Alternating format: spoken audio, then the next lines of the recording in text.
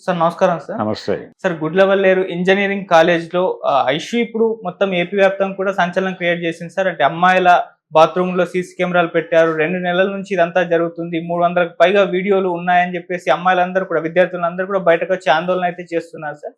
చంద్రబాబు నాయుడు గారు కూడా ఫాస్ట్‌గా రియాక్ట్ అయ్యి ఎంక్వైరీ కమిషన్ అయితే పెట్టారు సార్. మరి ఇష్యూ మొత్తాన్ని ఏ విధంగా చూస్తారంటారు? అయితే కొంతమంది యాజమాన్యం ఎవరైతే దీనికి కారణమైన అమ్మాయిని పంపించేశారు సీక్రెట్‌గా అని చెప్పేసి కూడా వార్తలు ప్రచారంలో ఉన్నాయి సార్. ఏ విధంగా చూస్తారు సార్ విషయం? ఇది వాంటెడ్ గానే జరిగి ఉండొచ్చు. కాకపోతే దీన్ని మినిమైజ్ చేసి, అంటే ఈ లెవెల్లో జరిగింది అనేది కాకుండా తక్కువ స్థాయిలో జరిగింది, మహా అయితే ఒక 2-3 రికార్డ్ అయి ఉంటారు అని దీన్ని నిడివి తగ్గించడం ద్వారా దీన్ని అణగదొక్కాలి అనేటువంటి ఆలోచనతో ప్రభుత్వం వ్యవహరిస్తుందేమో. ప్రభుత్వం మాత్రమే కాదు, పోలీస్ డిపార్ట్మెంట్, అంటే ప్రభుత్వము అనే ఎసెన్స్లో అంటున్నానంటే పోలీస్ డిపార్ట్మెంటు మేనేజ్మెంట్ వీళ్ళిద్దరూ కలిసి కుమ్మక్కయి దీని ప్రభావాన్ని తగ్గించడం ద్వారా డైల్యూట్ చేసేటువంటి ప్రయత్నం ఏదో జరుగుతోంది అనేది ఒక డౌట్. ఎందుకు ఆ డౌట్ అంటే, ఎవరో ఒక అమ్మాయి దీని మీద, అంటే ఏదో పర్సనల్ లెవెల్లో ఒకళ్ళ మీద ఒకళ్ళకి పడక అలా చేసుకున్నారు. అది టార్గెట్ చేసింది ఒకళ్ళిద్దరినే, ఆ ఉద్దేశంతో పెట్టారు కెమెరా, వాళ్ళని బెదిరించడం కోసం అనేది ఏదో డైల్యూట్ చేసి దాన్ని తగ్గించే ప్రయత్నం జరుగుతోంది అనేది వాస్తవం. కానీ 3 నెలల నుంచి కెమెరాలు ఉంటే ఒకళ్ళిద్దరు రికార్డ్ అవడం కాదు, అసలు మొత్తం ప్రపంచం అంతా రికార్డ్ అయి ఉంటుంది. రికార్డింగ్ దగ్గర ఉన్న తర్వాత బెదిరింపులు ఎలా ఉంటాయి, బ్లాక్ మెయిలింగ్ చేయటం అనేది ఏదో ర్యాన్సమ్ కోసం చేయరు, ఆ ర్యాన్సమ్ వేరే ఉంటుంది. రెండోది, ఈ వీడియోస్ అన్నీ ఎక్కడికి పంప్ అవుతాయి, ఎక్కడికి వెళ్ళే అవకాశం ఉంది అంటే, ఇవి రకరకాల వెబ్సైటుల్లో దర్శనమిచ్చే ప్రమాదం కూడా ఉంది. కాబట్టి ఎవరి జీవితాలకి ప్రైవసీ లేదు. ఇప్పుడు అంత పెద్ద వీళ్ళేదో బాత్రూముల్లో కెమెరాలు ఇవన్నీ మాట్లాడుతున్నారు, కానీ నిజానికి టెక్నాలజీ ఎంత అడ్వాన్స్ అయిపోయిందంటే,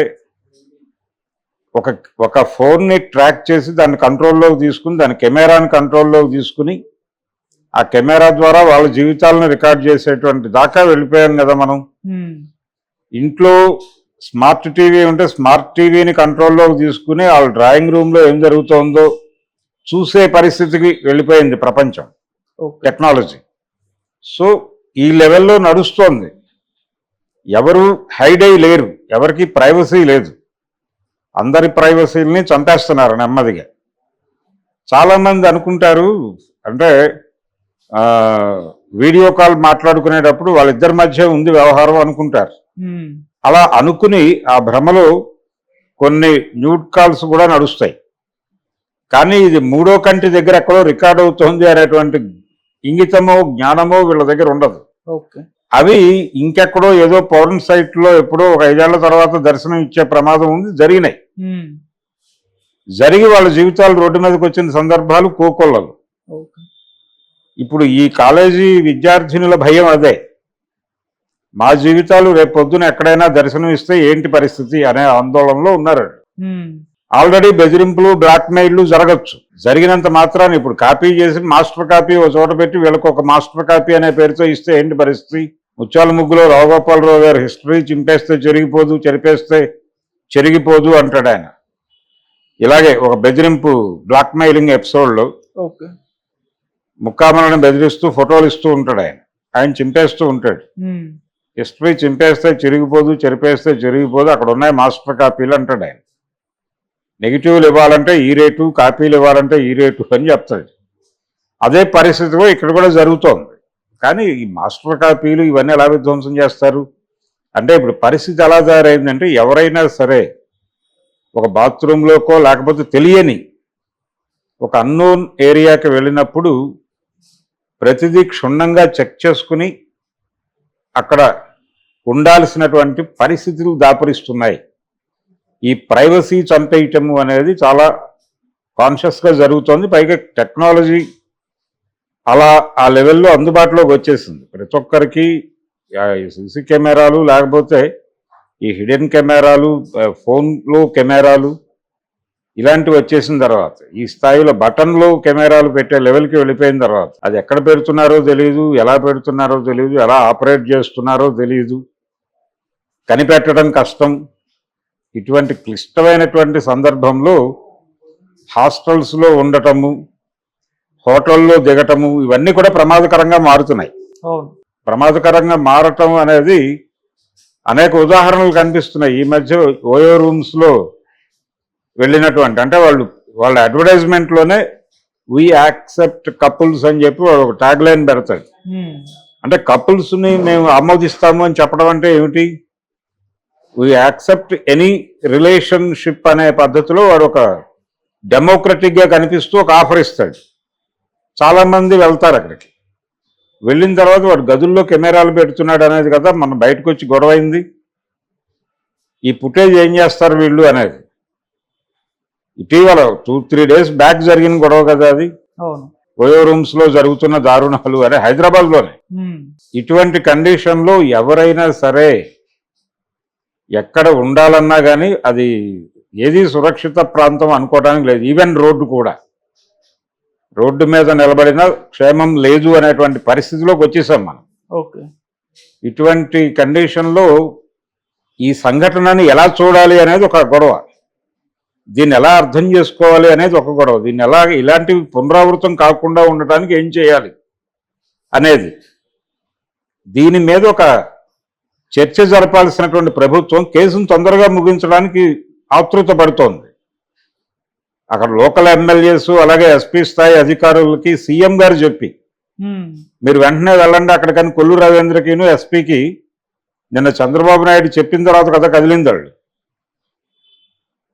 లోకేష్ అక్కడెక్కడి నుంచో ట్వీట్ చేసిన తర్వాత కదా కదిలింది. ఎందుకంత ఈజీగా తీసుకున్నారు విషయాన్ని? ఈజీగా తీసుకోవడంతో పాటు పోలీసు వాళ్ళు చాలా చాలా మినిమైజ్ చేసి చూపించేటువంటి ప్రయత్నం చేస్తున్నారు. ఇది ప్రమాదం. ప్రమాదం. ఇప్పుడు ఆ టోటల్ రికార్డుని వాళ్ళు బర్న్ చేయాల్సి ఉంటుంది. ఎక్కడెక్కడ రికార్డ్ అయినాయి, దీని తాలూకా లీడ్ హార్డ్ డిస్క్లే ఉన్నాయి, ఏ సిస్టమ్కి కనెక్ట్ అయి ఉన్నాయి, ఇవన్నీ చాలా వ్యవహారం చూడాలి. సైబర్ క్రైమ్ కూడా ఇది. రకరకాల కోణాలు, వ్యక్తుల ప్రైవసీలోకి ఎంటర్ అవ్వటం, ఇవన్నీ కూడా వ్యక్తిత్వ హననము, ఇలా చాలా నేరాలు ఉన్నాయి దీనిలో. అంత ఈజీగా నేరస్తులను వదిలిపెట్టే వ్యవహారం కాదు. మేనేజ్మెంట్ని ముందు నిలబెట్టాలి. మేనేజ్మెంట్లో ఈ వ్యవహారాలు భద్రతకి సంబంధించి ఎవరైతే బాధ్యతలు తీసుకున్నారో వాళ్ళ మీద ముందు ఒక అరెస్ట్ వారెంట్ ఇష్యూ చేసి వాళ్ళని తీసుకెళ్ళి లోపల కూర్చోబెడితే తప్ప సెటిల్ కాదు. Management responsibility. మేనేజ్మెంట్ నమ్మి కదా వచ్చి జాయిన్ అయింది విద్యార్థినులు. సో మేనేజ్మెంట్ని ఎందుకు కస్టడీలో తీసుకుని లోపల కూర్చోబెట్టరు నిర్మోహమాటంగా? వాళ్ళు పెట్టారని అనుకోనక్కర్లేదు, వాళ్ళని నమ్మి కదా వచ్చింది.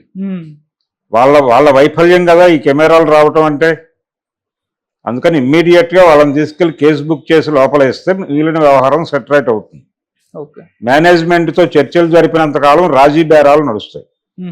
నాకు సిన్సియర్గా అనిపిస్తున్న doubt, local police management collude అయి ఈ సంఘటనని దాని యొక్క స్థాయిని తగ్గించి డైల్యూట్ చేసి చంపేసే ప్రయత్నాలు చాలా కాన్షియస్గా సీరియస్గా చేస్తున్నారు అనేది అనుమానం. వాళ్ళకి ఏమాత్రం సిన్సియారిటీ ఉన్నా ఇమ్మీడియట్గా మేనేజ్మెంట్ మీద కేసు బుక్ చేసి, అంటే వాళ్ళ నమ్మకాన్ని మీరు వమ్ము చేశారు అనేదే కేసు, అంతకుమించి అక్కర్లా.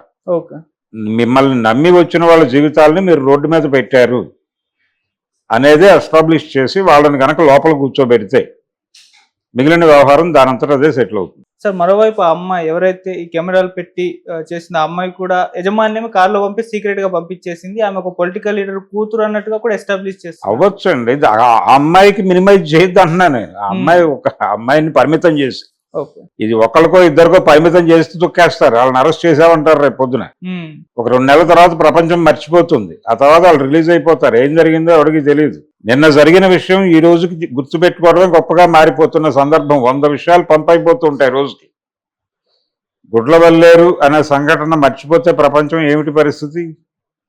అందుకని ఒక యాక్షన్ మేనేజ్మెంట్ మీద జరగాలి. లేదు కాలేజీ లైసెన్స్ రద్దు చేయాలి.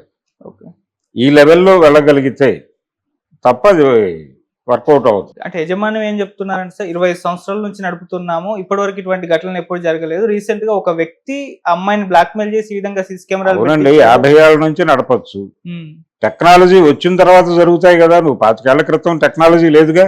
టెక్నాలజీ అవైలబిలిటీలో నువ్వు చెక్ చేసుకోవాలి కదా రెగ్యులర్ గా. నీ మెకానిజం ఏమైపోయింది? నీ మెకానిజం ఫెయిల్ అవ్వబట్టి కదా వాళ్ళు ఎంటర్ అయింది. నీ నిఘా వ్యవస్థ దెబ్బతింది కదా. నీ వార్డెన్స్ ఉన్నారు అక్కడ, నీ స్టాఫ్ ఉంది, నీ కళ్ళు కాళ్ళు చెవులు అన్నీ నీ స్టాఫే అనుకుంటే నీ స్టాఫ్ నీకు ఏ ఇన్ఫర్మేషన్ ఇస్తోంది? కాబట్టి డెఫినెట్గా అక్కడ ఉన్నటువంటి భద్రతా వ్యవస్థ లోపం ఉంది, యాజమాన్యం లోపం ఉంది. ముందు అక్కడ మందేయాలి. మనకు పాత సామెత ఉంది,